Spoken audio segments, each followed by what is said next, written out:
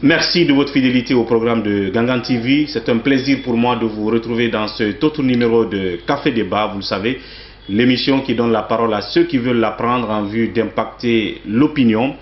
Évidemment, l'émission est consacrée spécifiquement aujourd'hui aux questions économiques et plus précisément à la monnaie guinéenne. Vous le savez, en marge des récentes manifestations de rue, le franc guinéen a donc connu une dépréciation, on va dire, considérable, alarmante d'ailleurs pour certains. Qu'est-ce qui explique donc cette dépréciation de la monnaie guinéenne ces derniers jours passés par rapport aux devises? La question, nous la posons principalement à qui de droit, évidemment. Il s'agit de M. Lunseni Nabé, le gouverneur de la Banque centrale de la République de Guinée, qui nous reçoit ici dans les locaux de la BCRG. Monsieur le gouverneur, merci de nous recevoir ici. Merci beaucoup de cette opportunité que vous m'offrez d'avoir de façon générale ces échanges avec vous sur un certain nombre de considérations qui sont liées effectivement à la vie économique nationale, mais surtout à la vie de la Banque centrale et précisément au comportement de la monnaie guinéenne tel que vous l'avez décrit suite effectivement aux événements qui se sont déroulés les dernières semaines. Mais avant d'aller plus loin, je vais essayer tout simplement de revenir sur la nécessité de telles rencontres et sur toute la joie que j'éprouve à m'adresser à vos téléspectateurs. Merci, monsieur le gouverneur. Vous devez le savoir, ce n'est pas toujours facile de lui mettre la main dessus, vu ses occupations évidemment. Alors on va profiter pour parler de toutes les questions liées à la monnaie. Mais aussi, nous parlerons évidemment de, on va dire, les questions financières globalement dans notre pays, la question d'inflation, les réserves en devises, la dette, les questions de dette publique ou interne. Et puis, pourquoi pas parler de cette question monétaire qui concerne l'espace CEDEAO. Il s'agit de l'adoption d'une monnaie commune à tous les pays de l'espace CEDEAO qu'on appelle l'ECO. Alors, le cas guinéen en termes de préparatifs, de prédisposition, est-ce que nous pouvons être prêts à l'horizon 2020? Est-ce que nous remplissons les critères qu'on appelle, par exemple, les critères de convergence pour justement être au même pied d'égalité que les pays comme la Côte d'Ivoire, le Mali, le Sénégal, pour donc adopter la monnaie ECO? La question, je la poserai tout à l'heure à monsieur le gouverneur de la Banque centrale. Mais avant, on commence par le début. La monnaie guinéenne, je l'ai dit tout à l'heure, on a connu des manifestations ces derniers temps, depuis le 14 octobre. Alors, parallèlement à ça, on a constaté une dépréciation de la monnaie. Le dollar, apparemment, à un moment, était jusqu'à 1 million 100, 1 million 20, 1 million 25 par rapport au franc guinéen. Qu'est-ce qui explique ou qu'est-ce qui a expliqué cette forte et subite dépréciation selon vous? Merci bien M. Diallo de cette question. Je pense que la question contient en elle-même en filigrane des éléments de réponse en ce qui concerne la dépréciation du franc guinéen constatée depuis la semaine du 14 octobre. Je peux vous dire effectivement que la monnaie traditionnellement basée sur la confiance.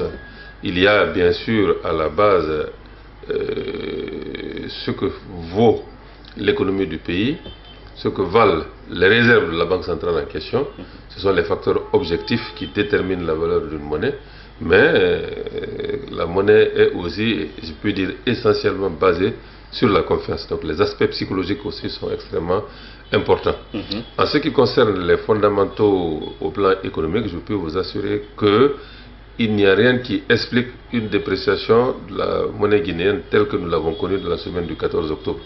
Quand vous parlez de fondamentaux, je parle par exemple des réserves en devises que nous avons.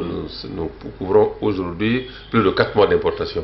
Ça c'est, disons, une performance qui est extrêmement importante comparée même aux objectifs que nous avons aussi bien dans le cadre du programme appuyé par la facilité de l'asile du crédit que dans le cadre de la convergence pour la monnaie unique CEDEAO,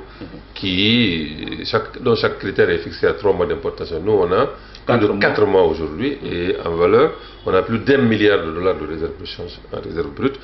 Donc, normalement, nous ne devrions pas enregistrer aujourd'hui de dépréciation de la monnaie guinéenne. Au contraire, on devrait connaître une certaine stabilité et comme par le passé, une certaine appréciation. Mais à côté de la situation des réserves, il y a que, effectivement, chaque fois qu'il y a trouble, cela se ressent effectivement dans le comportement des agents économiques qui peuvent être portés naturellement à acquérir des devises pensant ainsi se protéger des dépréciations qui peuvent être liées à une certaine installation des manifestations politiques dans la durée. Je pense que c'est ce comportement-là qui a entraîné un grand nombre d'agents économiques au même moment à chercher à avoir des devises et à se débarrasser des francs guinéens par conséquent. Mais comme je l'ai dit en 2011 et comme je l'ai dit aussi il y a quelques jours, c'est les personnes qui achètent, qui acquièrent des devises autrement que pour faire face à des besoins d'importation donnés. Ces personnes-là se trompent parce que nous avons les moyens de défendre la monnaie guinéenne et je crains pour eux, enfin, disons, je pense qu'ils risquent d'accuser des pertes importantes parce que déjà, qu'on le voit, entre le 14, le 15 et le 16, le franc est passé de 9750. Un dollar est passé de 9750 à 10 300 francs en un rien de temps. Mais par la suite, avec effectivement les actions que nous avons entreprises, aussi bien au niveau de la politique monétaire que de la politique de change, en quelques jours, ce cours est descendu à peu près 1050. Donc, notre objectif, et nous avons les moyens d'atteindre cet objectif-là, c'est d'être en dessous des 10 000 très très prochainement.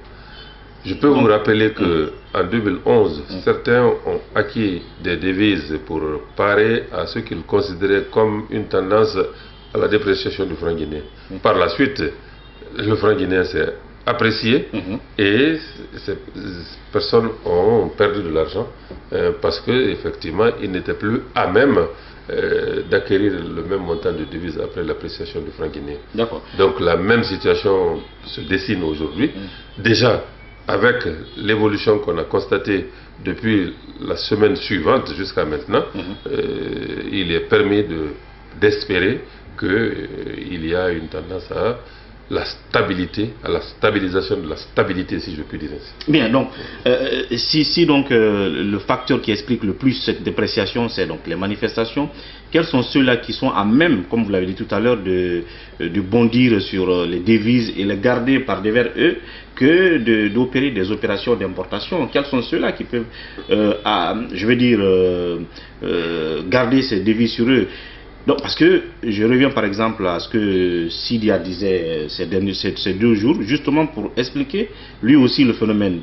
Vous savez qu'il est économiste, il disait que cette dépréciation n'est pas que liée aux manifestations, mais que des agents de l'État sont en train d'exporter leurs fonds en ce moment à l'extérieur, de les stocker dans leurs comptes à l'étranger, et donc ils ont fait une forte demande de devises, ce qui explique cette dépréciation. Je ne sais pas si vous pensez que c'est une logique soutenable. Je ne sais pas quel élément de preuve M. Touré avait en faisant de telles affirmations. Les agents de l'État n'ont pas de devises à acquérir ou à exporter. Et le citoyen lambda peut être tenté de chercher à se protéger, à acquérir des devises et à les garder. Écoutez, celui qui sait aujourd'hui comment sont organisés les mouvements de fonds à l'échelle internationale, il peut se garder de telles affirmations. Mais je n'ai pas ces sources. Ce que je peux dire, c'est affirmer les miennes. Il est difficile pour quelqu'un aujourd'hui d'ouvrir un compte à l'étranger. Il est difficile aujourd'hui de faire des transferts de fonds sans pouvoir les justifier. Il est quasiment impossible de faire transférer des espèces aujourd'hui si ce n'est pas par des canaux officiels. Donc si quelqu'un s'aventure à dire que des agents de l'État exportent leurs devises à l'étranger, il faut bien qu'il puisse préciser par quel canal. Est-ce que c'est dans les banques que c'est déposé, les transferts sont effectués par les banques? Est-ce que c'est de l'argent physique qui est transporté? Ce qui n'est à l'évidence pas possible aujourd'hui au-delà d'un certain montant dans tous les pays du monde aujourd'hui, en tout cas dans la plupart des pays que je pratique. Dans la zone euro, vous avez plus de 10 000 euros en espèces, vous devez déclarer. Aux États-Unis, vous avez plus de 10 000 $, vous devez déclarer. Et comment on peut exporter des quantités importantes de biens. Franchement, je suis en train de réfléchir, mais pour le moment, je ne trouve pas la manière pour le faire. Naturellement, ceux qui font de telles affirmations peuvent avoir les preuves. Il est bon qu'ils les administrent s'ils les ont. Alors, je disais tout à l'heure avant cela que quels sont ceux-là qui peuvent être à même justement d'aller chercher les devises, les garder par derrière eux, ce qui peut créer justement cette dépréciation et qui ne sont pas aussi dans l'élan d'une opération d'importation, comme vous l'avez dit, peut-être de mauvaise foi. Non, pas de mauvaise foi, c'est le comportement naturel de l'agent économique qui cherche à optimiser ses décisions, ses prises de décision au plan économique. C'est le citoyen lambda, c'est des personnes qui ont à un moment donné des montants de devises nationales par devers eux. Il ne s'agit pas souvent des grands montants, hein, mais c'est la réunion des petits ruisseaux qui donnent les grands fleuves. Et dans ces conditions, si chacun essaie d'acquérir un peu, le sentiment que cela donne de pénurie peut influer effectivement sur les cours. Mais il s'agit de toutes les personnes physiques, morales, qui acquièrent des devises, non pas pour des opérations d'importation, mais pour se protéger contre une dépréciation éventuelle. C'est ce comportement-là qui est amplifié effectivement par des moments pendant lesquels on enregistre des troubles. Donc si dans l'instinct de se protéger, ils pensent que la dépréciation va se maintenir dans la durée. C'est ça. Le cas guinéen aujourd'hui, c'est que ce n'est pas le cas. Vous êtes revenu à la normale. Non, écoutez. On est revenu à la normale. On a fait déjà un grand pas vers la normale. Le 15, le dollar était à 10 300 francs. Aujourd'hui, c'est autour de... Non, oui, c'est ça. 10 300 francs. Aujourd'hui, on est autour de 10 050 francs. Donc, on a fait un grand pas. C'est vrai que les intervalles de variation entre, disons, les cours à la baisse, les cours à la hausse, ça existe au niveau de toutes les monnaies par rapport à un cours fixé. Il y a effectivement des possibilités de variation qui s'expriment en pourcentage souvent, et jusqu'à présent la marge de fluctuation de la monnaie guinéenne est compatible avec les objectifs que nous avons dans le cadre du programme élargi, du programme économique et financier appuyé par la facilité élargie du crédit du Fonds monétaire. Je précise que cette variation ne doit pas aller au-delà de 2%. Donc aujourd'hui, on est toujours dans l'intervalle là. Mais pour revenir à votre question et y répondre sans embâche, la tendance est bonne depuis que nous avons pris des mesures de politique monétaire et de change à la suite du mouvement de dépréciation qui a été constaté dans la semaine commençant par le 14, le 15 et le 16. Donc aujourd'hui, la monnaie guinéenne est en train de s'apprécier que de se déprécier. Maintenant, ça m'amène à votre relation, n'est-ce pas, entre la Banque centrale et les établissements de change sur le marché parallèle, justement. Depuis un certain temps, vous aviez entamé des actions pour un peu mettre tout le monde dans les normes, pour qu'on évite ce genre de phénomène. Alors oui, quelle est la situation, quel est le schéma qui se présente aujourd'hui dans ce sens-là? Le rapport entre vous et ces établissements de change, comment est-ce que tout le monde est dans les normes? Comment ça fonctionne, la cohabitation? Je dois vous dire franchement que tout le monde n'est pas dans les normes.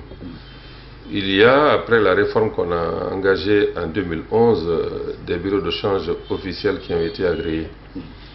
Pour l'agrément d'un bureau de change, il y a un certain nombre de conditions. Il faut présenter un dossier solide dans ce sens-là et présenter aussi des locaux appropriés avec la possibilité de faire des comptes qui puissent être présentés périodiquement à la Banque centrale. Les bureaux de change agréés remplissent ces conditions matérielles et ces conditions de documentation. Mais c'est vrai que jusqu'à présent, il y a des changeurs ambulants qui sont rencontrés ici et là et qui ne tiennent pas de comptabilité et qui, dans ces conditions, ne peuvent pas fournir de documentation, de statistiques sur leurs opérations. Mais je peux vous assurer que de plus en plus, on va vers la formalisation des activités économiques. Parce qu'aujourd'hui, pour verser des devises dans les banques, il faudrait que le versement soit documenté et que la traçabilité de ces devises-là soit assurée. Celui qui verse des devises doit pouvoir prouver d'où proviennent ces devises-là. La banque ne peut verser à la Banque centrale ces devises qu'en produisant ces éléments de preuve. Parce que c'est la Banque centrale qui, en dernier ressort, a la responsabilité d'exporter ces devises-là auprès de ses correspondants étrangers, à charge pour elle de couvrir les banques qui auront fait ces versements-là pour leurs clients qui feraient face à des opérations de paiement de la part de leurs fournisseurs. Donc la formalisation est un processus irréversible. Progressivement on va y aller. Est-ce qu'il y a un foisonnement de bureaux de change aujourd'hui? Est-ce qu'il y a un seuil, une limite au nombre de combien? Non, les bureaux de change qui existent aujourd'hui, il y a une certaine stabilité autour de la quarantaine. On a agréé autour de 45 bureaux de change. Par la suite, il y en a qui se sont retirés, il y en a qui se sont recréés, de sorte que le nombre est resté à peu près stable. Je dis tout simplement que les relations avec ces bureaux de change agréés sont excellentes avec la Banque centrale. Nous avons des réunions de concertation sur les différents aspects de la gestion des réserves en devises de la nation. Avec les changeurs clandestins, c'est tout autre chose. C'est les personnes que vous rencontrez dans les ruelles de Kaloum. Peut-être que l'activité continue à être prospère, enfin à s'effectuer pour des raisons peut-être de personnes qui se rendent à l'étranger et qui ont besoin d'un certain montant de devises qui n'excède pas les maximums exigés au niveau des frontières extérieures. Peut-être c'est à ce niveau-là parce que de toute façon, dans n'importe quel pays ici, vous n'avez pas atteint le maximum, vous pouvez passer sans obligation de déclaration ou de justification au cas où on trouverait cet argent. Mais de façon générale, le processus, le mouvement, c'est vers la formalisation des activités financières, surtout en matière de devises étrangères. À un moment donné, ceux qui détiendront par devers eux des montants importants auront toutes les difficultés du monde à pouvoir s'en débarrasser parce que non seulement il faut les évacuer par des voies officielles, mais aussi, et j'allais dire surtout, qu'il y a nécessité effectivement de justifier l'origine des fonds. Et vous savez que depuis quelque temps, la Banque centrale est en pointe dans le pays pour tout ce qui concerne les considérations de blanchiment d'argent sale et de financement du terrorisme. La législation là-dessus a été renforcée et les déclarations de soupçons doivent être faites par les banquiers, les banques et les institutions financières qui constateraient des mouvements un peu anormaux sur les comptes, surtout de personnes politiquement exposées. On va parler tout à l'heure des performances de la Banque centrale au jour d'aujourd'hui, les améliorations, les réformes. Pour terminer sur cette question de dépréciation de la monnaie guinéenne, le franc guinéen donc, qui s'est déprécié durant ces manifestations de ces derniers temps par rapport aux devises, au dollar et à l'euro. Deux questions pour terminer cette parenthèse. Justement, on parlait de ces bureaux d'échange. Est-ce que ces bureaux d'échange-là ont une sorte de rôle dans ces situations pareilles de dépréciation? Est-ce qu'ils jouent un rôle négatif là-dedans qui vous échappe? Et deuxièmement, en termes de prévision, vous dites qu'on est en train de venir à la normale. En termes de prévision, jusqu'à quand vous entrevoyez peut-être à ce que le dollar qui peut être aujourd'hui à 1 million 10 000 peut-être, qui revienne à 900 000 comme avant? C'est-à-dire que 100 dollars à 900 et quelques mille francs guinéens. Est-ce qu'il y a des calculs comme ça prévisionnels? Écoutez, c'est difficile de donner des éléments très précis quant au cours précis dans le temps. Mais ce qui est vrai et ce qui va se réaliser, c'est qu'à aucun moment nous ne serons en dehors de la marge de fluctuation compatible avec les exigences du programme économique et financier de la Guinée appuyé par la facilité élargie de crédit. L'objectif, effectivement, c'est que nous soyons dans cette marge de 2%.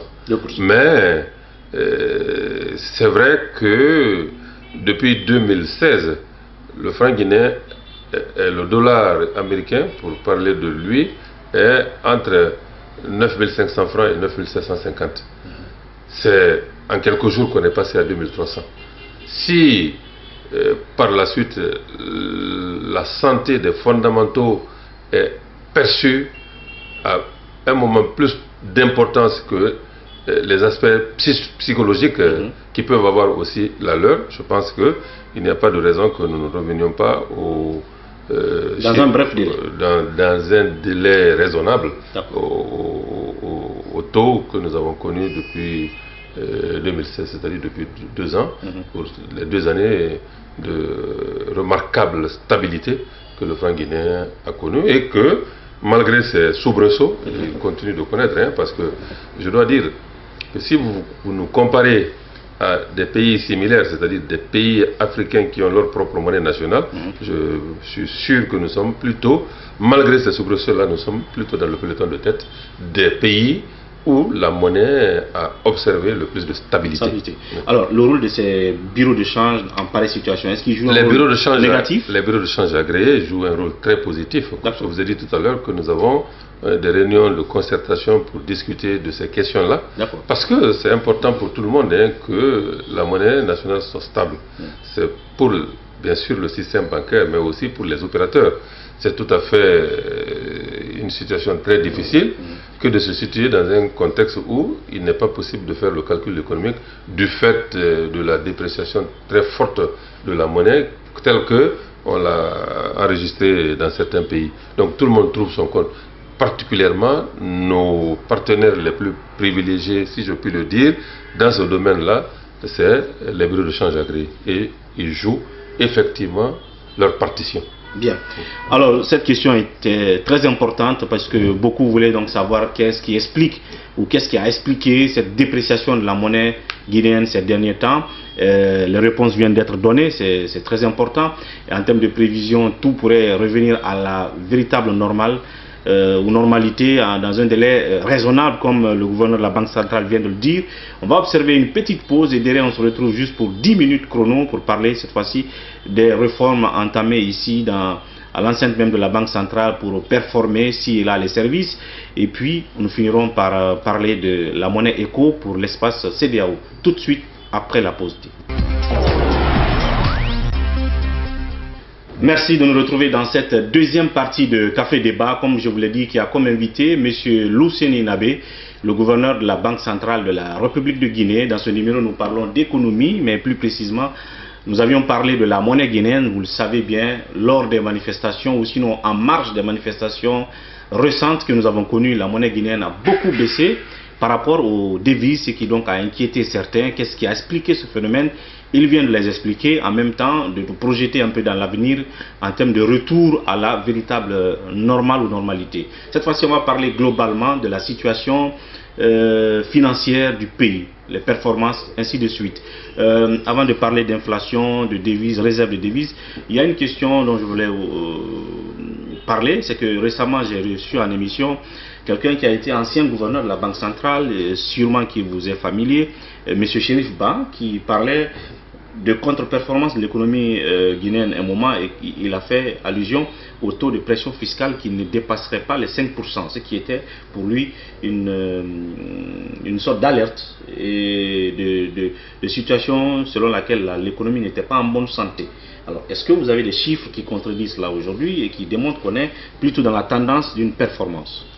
Merci beaucoup, M. Diallo. Bon, c'est vrai, je n'ai pas pour vocation de contredire des chiffres qui ont été avancés par telle ou telle personne.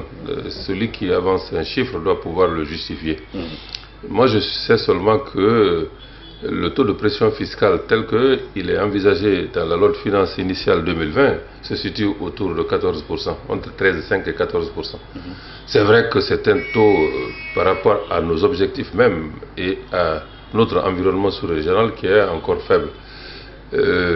C'est vrai que dans le passé on était autour de 15-16%, mais la baisse du taux de pression fiscale a une explication très précise. C'est vrai qu'entre-temps, le produit intérieur brut, qui est la base à partir de laquelle le taux de pression fiscale est calculé, cette pression, ce produit intérieur brut a été réévalué vers la hausse. Le dénominateur ayant augmenté, il est tout à fait normal que le quotient qui en résulte, qui est le taux de pression fiscale, baisse. Mais ceci dit, le gouvernement est conscient de la nécessité d'améliorer ce taux de pression fiscale. C'est pourquoi vous avez constaté que, sous l'impulsion du président Alpha Condé, le gouvernement a créé récemment un service dénommé Mission d'appui à la mobilisation des ressources intérieures, la MAMRI, dont l'objectif est d'aider à découvrir toutes les niches de recettes fiscales qui peuvent exister dans le pays, qui permettra de lutter dans ces conditions contre toutes sortes de fraudes fiscales, mais aussi contre l'évasion fiscale. Parce que je pense qu'il y a les deux aspects qui peuvent concourir à ce que le fisc n'entre pas en possession de tout ce à quoi il aurait dû droit. Peut-être des éléments de fraude qui sont liés aux manœuvres frauduleuses des contribuables, mais aussi de l'évasion fiscale qui peut être enregistrée du fait de la difficulté de saisir toute la matière imposable. Cela peut être lié à des moyens d'ordre logistique ou à des questions de compétences, mais tout ceci doit être adressé en même temps. Donc je le dis, le taux de pression fiscale tel qu'il est enregistré aujourd'hui, tel qu'il est programmé dans la loi de finances initiale 2020, est largement au-delà des chiffres que vous avancez. Alors, par exemple, quand je prends le guichet unique du commerce extérieur, est-ce qu'il est aussi un facteur de consolidation? Bien sûr, bien sûr, parce que le taux de pression fiscale se calcule en rapportant l'ensemble des prélèvements obligatoires dans un pays à son produit intérieur brut. Naturellement, c'est les produits provenant de la fiscalité intérieure et de la fiscalité de porte, mais aussi de tous les prélèvements obligatoires, même quelquefois provenant de la parafiscalité. D'accord. Donc de ce fait, on va dire qu'il y a une large augmentation par rapport aux chiffres que je tenais de... Non, ce n'est pas du même ordre du tout, c'est clair. Voilà. Alors on va parler rapidement, comme je l'ai dit, d'autres aspects, inflation, parce que l'inflation, on l'a traditionnellement indiqué comme un facteur de, je sais pas, de dégradation de la monnaie, et auquel le gouvernement fait souvent, on va dire, usage pour combler des vides. Non, ça n'a absolument rien à voir. Quelle est la situation? Ça n'a absolument rien à voir. Je suis formel. La Banque centrale ne fait pas d'avance inconsidérée au budget de l'État. On a deux séries de limitations. La première est liée au plafond statutaire prévu par la loi portant statut de la Banque centrale de la République de Guinée, qui fixe le montant total d'avance que la Banque centrale peut faire dans un exercice donné, dans une période donnée, à 20% des recettes budgétaires de l'année intérieure, qui est déjà censée être connue. Donc, on n'est jamais allé au-delà. Mais aussi, on a une deuxième limitation dans le cadre du programme avec le fonds et de nos propres indicateurs de gestion. Le gouvernement a décidé de fonctionner sur la base caisse. La base caisse, c'est ce que ça veut dire. Ce qui est encaissé comme recette soit exclusivement dépensé pour couvrir les charges publiques. Il arrive de temps en temps qu'effectivement il y ait un certain décalage, mais ça c'est dans la vie de toute structure budgétaire. Qu'il y ait des décalages entre les charges qui n'attendent pas et les ressources dont le processus de perception peut prendre un certain temps. Mais toujours est-il qu'aux périodes d'évaluation de notre programme, il a été toujours enregistré que la hauteur d'endettement du programme était dans les limites convenues. Dans ces conditions, s'il y a hausse des prix, c'est lié à d'autres facteurs structurels liés aux structures économiques qu'aux problèmes purement monétaires. Parce que, à part la fin 2015 avec Ebola et une période de 2017 qui a coïncidé avec les difficultés d'encaissement de certains concours, je peux vous dire que sur toute la durée du premier programme arrivé à terme et du programme actuel, le financement du Trésor par la Banque centrale est resté dans des limites convenues avec nos partenaires au développement. Donc, d'usage de la planche à billets, on en fait pas? Non. La planche à billets, de planche à billets, actuellement, il n'est pas question dans nos usages. Bien. Alors, la Banque centrale elle-même, il y a pratiquement un an, comme vous avez eu la dernière fois, donc je l'ai dit, c'est pas facile de vous avoir. Et à cette époque-là, vous nous parlez d'un certain nombre de réformes à l'interne pour moderniser les services de la Banque centrale. Et puis l'émission des nouveaux billets qu'on a connus entre-temps. Il y a eu des séries de billets que vous avez émis pour des questions de sécurité faciale, mais aussi je sais pas, d'autres besoins. Comment vous pouvez expliquer à quel niveau vous êtes aujourd'hui dans ces réformes-là et leurs résultats qu'ils produisent? Je commence par le problème par lequel vous avez terminé, c'est-à-dire la circulation fiduciaire. L'émission de nouveaux billets ou la fabrication, l'impression à l'identique des billets anciens répondent à un seul et même impératif: assurer à tout moment une certaine qualité de la circulation fiduciaire. Les billets qui sont mis en circulation doivent en principe avoir une certaine netteté, une certaine qualité, une certaine propreté à tout moment.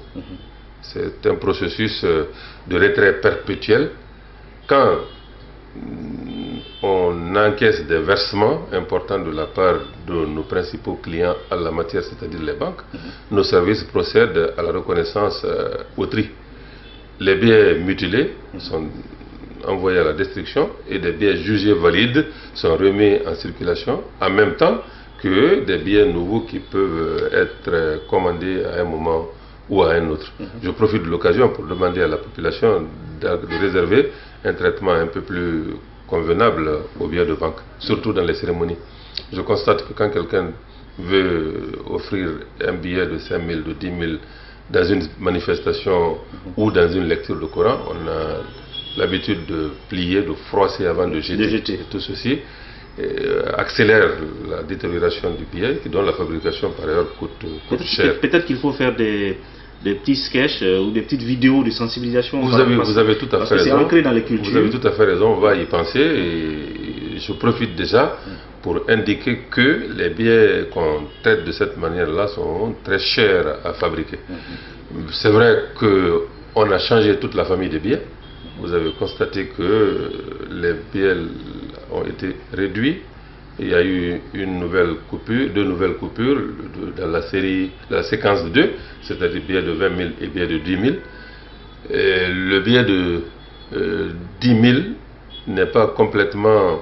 Enfin, le processus de réduction a commencé, mais la date de retrait de l'ancien format va être fixée bientôt pour que, effectivement, à un certain moment, on ait que dans la circulation que des billets de la famille actuelle telle qu'elle a été conçue, dans le sens du respect du mouvement général constaté dans le monde, d'une certaine réduction. Donc ça, c'est dans le domaine de la circulation fiduciaire. Avec ou sans émission de nouveaux billets, ce processus est continu. Permettez-moi de rester un peu dans cette circulation fiduciaire. En termes de masse monétaire, vous avez parlé tout à l'heure des billets qu'on peut garder pour le fait qu'ils ne sont plus utilisables et d'autres qu'on émet. La masse monétaire, est-ce qu'on la maîtrise? Est-ce que vous avez une maîtrise sur la masse monétaire en Guinée? Mais bien sûr, la masse monétaire, on la connaît. Mois après mois, on la détermine sur chaque situation monétaire intégrée, dont le calcul est mensuel en effet. La masse monétaire, il y a bien sûr les monnaies bien en circulation, mais il y a aussi les dépôts, les dépôts à vue, les dépôts à terme. C'est l'ensemble là qui constitue la masse monétaire. Je sais. On a des chiffres? On a effectivement des chiffres, mais avant d'en venir, je voudrais vous dire tout simplement qu'il y a un principe fondamental qui veut que quand un billet est impropre à la circulation, on le retire. Et quand on le retire, il faut que le remplacement corresponde à quelque chose. Et pour vous dire que à un moment, les gens ont pensé qu'il y avait le phénomène de la fausse monnaie avec les anciens billets de 10 000 qui étaient verts. C'est ce qui nous a amené à les changer pour avoir les actuels billets rouges. En tout, on avait produit 243 millions de billets verts. 243 millions de billets verts, ce qui donne 2438 milliards. Au terme du processus d'échange, on a trouvé que au lieu d'avoir les 243 millions, on avait à peu près 220 millions. Donc 23 millions à peu près ont manqué.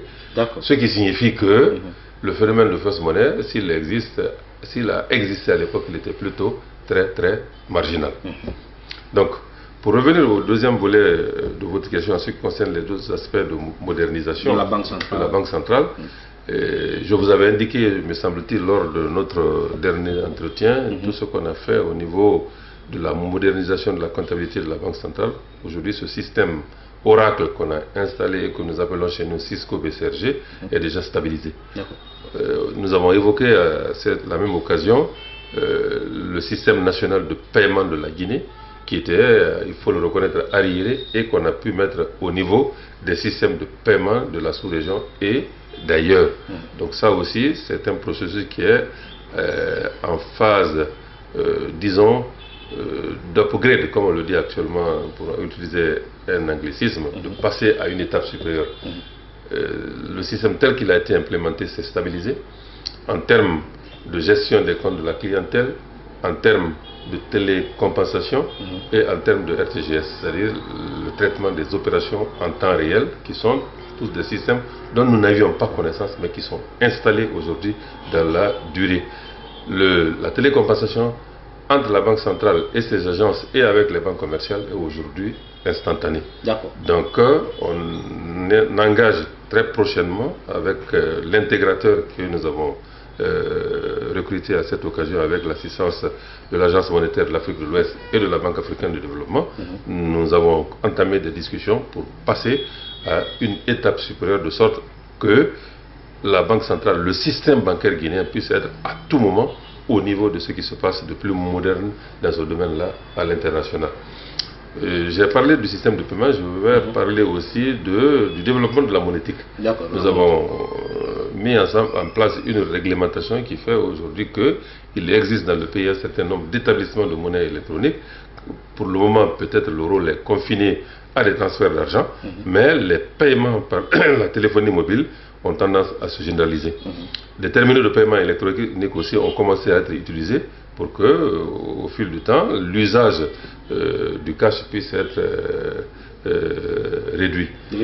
Et actuellement, très précisément, on vient de boucler des discussions avec la Banque mondiale pour mettre sur place ici un switch national qui puisse assurer l'interopérabilité des cartes bancaires entre les cartes émises par les différentes banques, les institutions de microfinance et bien sûr les établissements de monnaie électronique. Tout ceci se fait dans le cadre d'un vaste mouvement de modernisation du système financier guinéen qu'on a entrepris, avec l'assistance active de la Banque africaine de développement et qui consiste à faire en sorte qu'il y ait un reporting automatisé des banques vers la Banque centrale, qu'on crée aussi au niveau du département étranger de la direction d'échange une salle des marchés où les opérations avec l'extérieur puissent s'engager et se dénier dans les conditions de modernité qui sont celles exigées aujourd'hui dans le système financier. Je vais évoquer, ce n'est pas le moins important, le système d'information de crédit qui a connu une évolution notable.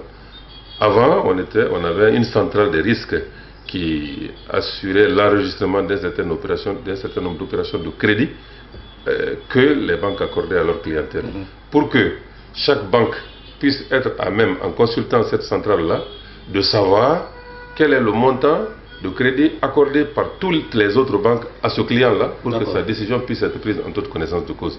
Ce système, cette centrale de risque, a été modernisé avec le nouveau système d'information du crédit, le SIC, qui évolue actuellement vers le bureau d'information du crédit et qui accroît la transparence dans l'octroi du crédit et qui instaure la certitude, enfin, qui réduit l'incertitude Donc ça dessine un tableau de solvabilité des clients tel que se présentent les banques peuvent être à même effectivement de réduire, comme je dis, l'incertitude et d'éviter complètement l'asymétrie d'information qui faisait que certains débiteurs se trouvaient endettés de façon très importante dans plusieurs banques à la fois. Donc ce système va être fonctionnel très rapidement et puis je peux citer beaucoup d'autres. Peut-être dans le cadre de ces quelques minutes d'émission, ce n'est pas possible de venir sur tous les aspects. Sinon, au niveau de la supervision bancaire, on a fait des progrès considérables dans le sens effectivement d'essayer de faire comme les autres, c'est-à-dire de mettre en œuvre dans notre juridiction ce qui se passe de mieux dans les juridictions voisines. Voilà, le temps ne nous permet pas de parler des autres aspects, notamment les questions de la situation de microfinance, mais on va terminer en parlant de la dette intérieure. Est-ce que je sais pas, le trésor, ou c'est le trésor qui doit à la Banque centrale en termes de dette, ce que vous appelez dette intérieure, est-ce qu'aujourd'hui on est au-delà des normes vis-à-vis des contraintes des partenaires, ou est-ce que on est au-delà? Non, le trésor, enfin, l'État doit plutôt à des opérateurs privés guinéens. C'est les arriérés intérieurs qui ont été extrêmement importants à un moment donné et dont le volume s'est drastiquement réduit au cours des mois derniers.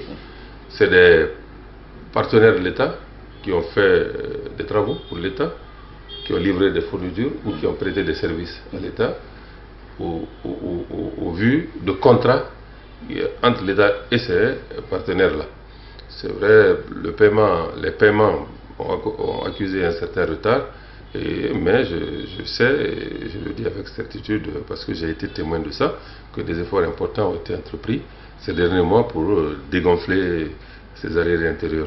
Il y a eu même des opérations d'édite appuyées par des partenaires étrangers comme l'AFD pour que l'État puisse effectivement faire en sorte de régler un certain nombre de ces arriérés, et ce qui a permis aux opérateurs locaux, aux entreprises nationales, de regagner un certain volant de trésorerie qui puisse être profitable à l'économie dans son ensemble.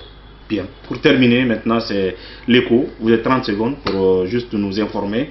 On a vu que Alassane Ouattara était en train justement de maquiller, je ne dirais pas maquiller, en tout cas de magnifier leur situation, vu qu'ils sont prêts, ils répondent à tous les critères de convergence pour entrer dans adopter l'écho en 2020.